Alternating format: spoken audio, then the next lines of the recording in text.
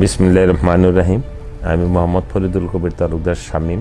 আমি বাংলাদেশ জাতীয়তাবাদী দলের ধানের শীষের একজন মনোনীত প্রার্থী, জামালপুর 141-4-এর। আমি আপনাদেরকে বলতে চাই যে আমাদের শহীদ রাষ্ট্রপতি জিয়াউর রহমান নারীদের ক্ষমতায়নের জন্য 1978 সালে দেশ দায়ু চুক্তির মধ্য দিয়ে এ দেশে রপ্তানিমুখী গার্মেন্ট শিল্প, গার্মেন্ট পোশাক বিদেশে রপ্তানি করে নারীদের অর্থনৈতিকভাবে স্বাবলম্বী হওয়ার ব্যাপারেও উনি পদক্ষেপ গ্রহণ করেছিলেন, যার 60-80% গার্মেন্টসে নারী আমাদের মা এবং বোনেরা কাজ করার মধ্যে দিয়ে তারা অর্থনৈতিকভাবে অনেকটাই স্বাবলম্বী হয়েছে।